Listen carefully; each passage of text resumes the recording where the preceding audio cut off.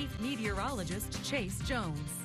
Well, some of my production assistants and I were talking about riding a motorcycle just now, and we're looking at some of these cold temperatures. Now, I know some people are definitely out there making it happen, and if you don't ride in that cold weather, well, then you don't ride, so they say. But today, not a good day for it, and tomorrow, not looking pretty pleasant either, but we're going to make a good run up into those 60s, or at least those upper 50s. Now, last night, we dropped all the way down into those lower 20s, made a good run at those mid 30s, and we're down about 14 degrees, and we're leveling out at 22 degrees. I think that's where we're going to be now. Earlier, I put 25, so I'm off by 3 degrees.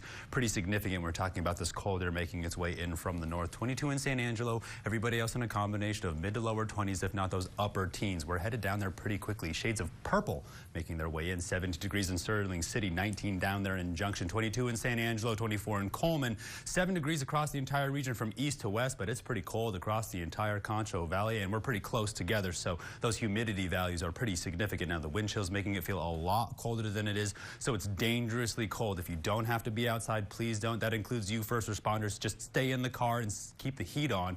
Dew points are way down there in those single digits, if not those teens, at least those 14 degrees. And the humidity indices are way up there in those 60s and those 50s, if not those 70s. So we're on the lookout for some of those frosty mornings, as well as some of that hard freezing that could be on some of those roads out there. So take your time tonight, because by tomorrow, the cold weather advisory will be in effect till about 9 a.m. Now, the moisture tracker is showing you all the cold, dense air sliding in across the entire United States. We still see a lot of those cold weather advisories off towards the Gulf Coast regions, where you heard all day they've seen impressive amounts of snow all the way from Dallas off towards Florida, where in Panama City we saw earlier they're pushing about 4 inches of snow. Now, off the west coast, we have our eye on the next round of winter weather, but it's just going to keep us cold here in the Concho Valley. Now, the upper level pattern still keeping this blocking pattern. These cutoff lows off the west coast pretty significant, pretty prominent. Now, each one will sort of break off from the upper level pattern and hover around the 4 corners. That'll push that cloud cover into the Concho Valley and keep us relatively mild, I want to call it, but it's still pretty cold. We're off towards the west coast.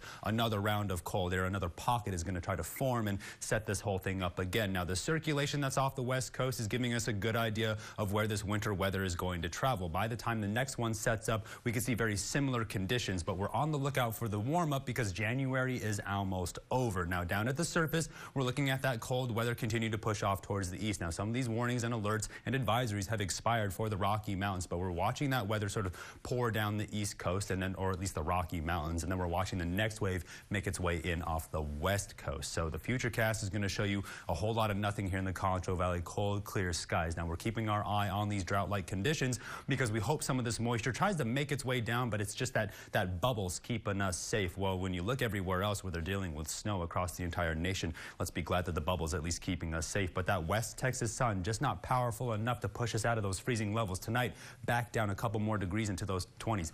People, pets, plants, and pipes, this is serious. This time, it's pretty cold out there. Then tomorrow, a good run at those 60s. Now, the winds out of the south will be pretty significant, but go ahead and preheat the car because we're going to drop back down near those freezing levels by tomorrow. Now, as the weekend rounds the corner, we're still hovering back and forth. Take a good look. Wednesday, near those 60s. By Thursday, a short wave trough will push us down into those 50s. By Friday's prefrontal warming will get us all the way up into those 60s by Saturday. Then another short wave trough will push through, and that drops us down into those 50s, if not into those upper 40s before we warm right back up again, while those overnight lows hover around anywhere between those mid 20s to those mid 30s. Stay tuned on Over the Break. You're watching KSAN News at 10.